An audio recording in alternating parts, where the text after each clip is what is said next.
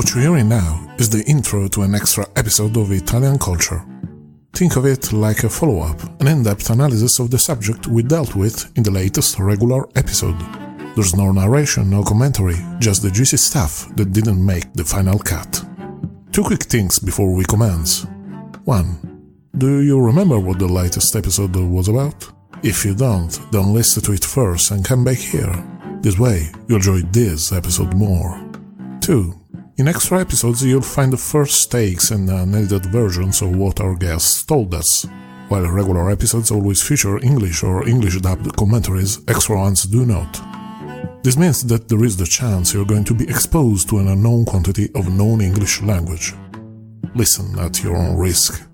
Speaking of which, buon ascolto.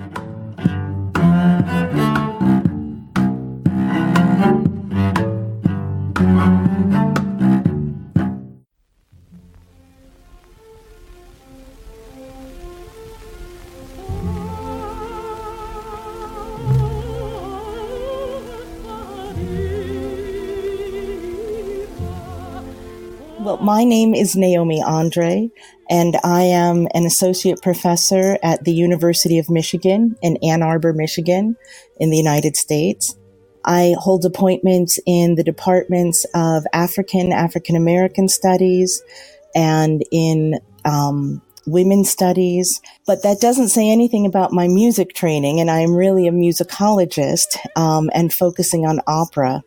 My first book, Voicing Gender, Castrati, Travesti, and the Second Woman in Early 19th Century Italian Opera, was published in 2006. And there I think a lot about how sound, and particularly sound on the Italian opera stage from the late 18th century up through around 1830, but certainly extending beyond, how sound had different meanings for different voices. And so it's really a pleasure to talk about these things in relationship to the castrato. My name is Nicholas Clapton. I'm a countertenor. I write about music. I teach singing. I got very interested in the castrati because a lot of what countertenors sing now from particularly the Baroque period was originally written for the castrati, and I became interested in them. And I've even imitated the great Farinelli several times on stage to the best of my ability. Yes, I was in an Italian opera based on his life. The opera is called La Voce Perduta. Very clever composer who mixed original music from Farinelli's time with his own. I was doing a concert in London with a colleague of mine at the Royal Academy of Music, where we were both professors.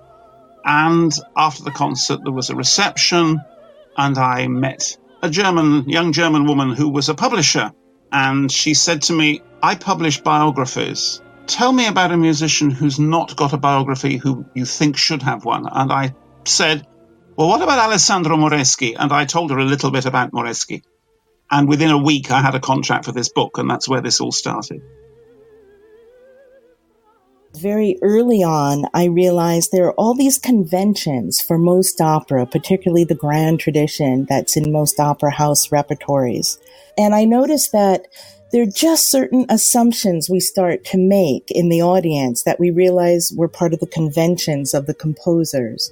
One way to phrase this is that the higher the voice, the closer to God, as I like to think of it. So sopranos and tenors tended to be the heroic characters, and these were the singers who were good and you wanted to cheer for them. Now, while those were some of the norms, how we associate high voices and high vocal timbres to heroic and good deeds, I noticed that there was also a situation with operas that didn't quite fit this, such as what do we do with Rossini's travesti roles, such as Tancredi? What do we do when we have a woman singing as a male character? And so I started to ask myself, okay, what is the history there? How is gender constructed so that a woman's voice can play a male character and be heroic, and not only be feminine and a female character? When I was looking at this phenomena of having women singing men and then learning about the presence of the castrato in opera, And I thought, okay, what is going on with sound and with character? And it's a tough question because with sound, we don't have recordings of the 17th and 18th century. And so trying to reconstruct their voices, these are people who've been surgically altered so that the orchiectomy surgery happened to a young boy before puberty. And then one of the consequences is that they would get great music training because this would be a surgery that happened and their voices could do phenomenal things.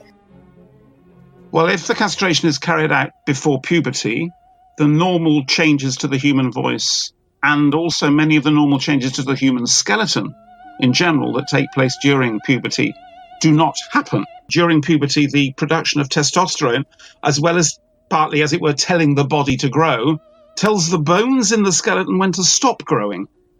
If you don't have that testosterone, their bones keep on growing.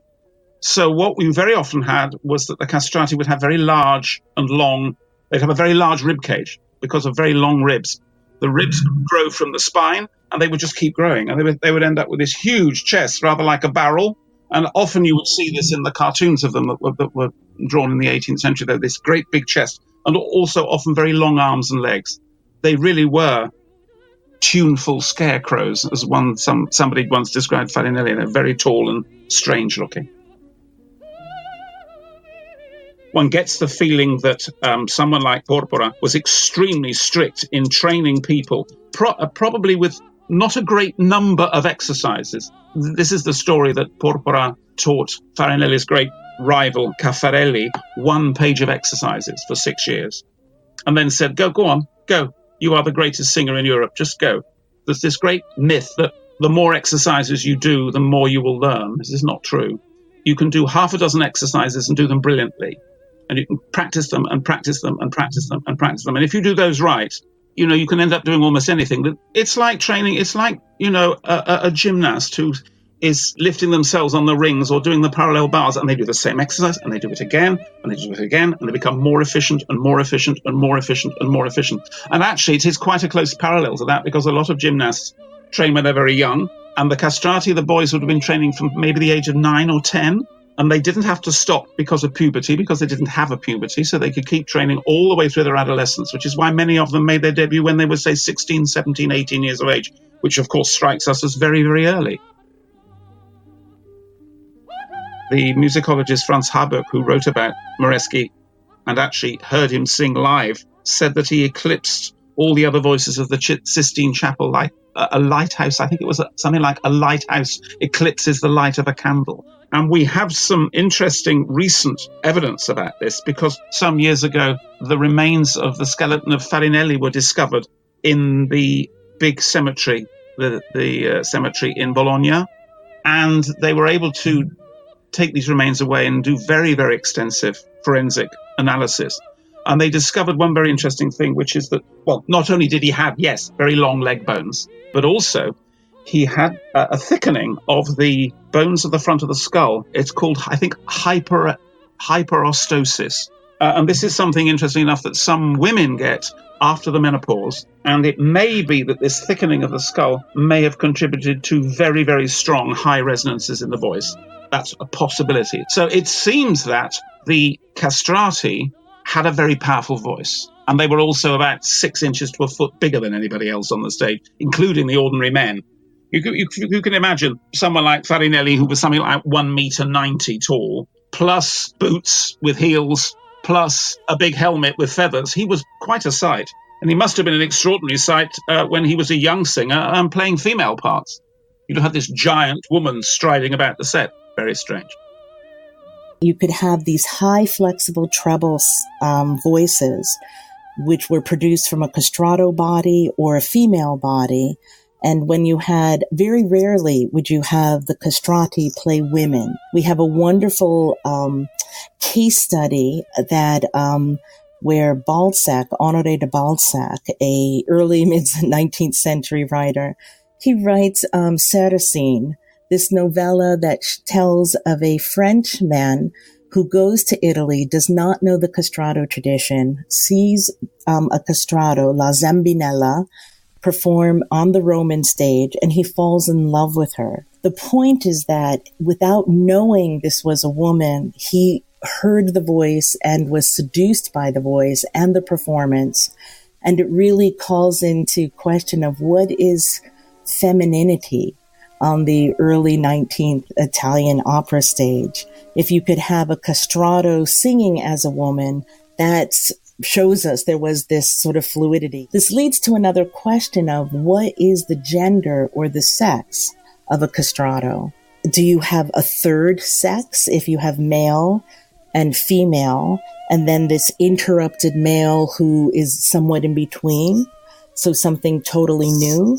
Or another way to think of it is you have male and female coming together into something that's a hybrid, a synthesis of the two. I say that almost all of the castrati were born as boys because there is a possibility that some of them were born intersexed, or what used to be called in the 19th century and earlier hermaphroditic.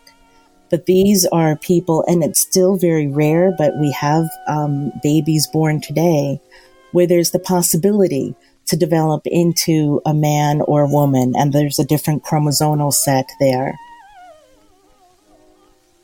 The church was always ambivalent because it decried doing this to people, and yet it used these singers for, 340 years, 330 years, something like that. It took till 1903 for the whole thing to be completely abolished, completely forbidden.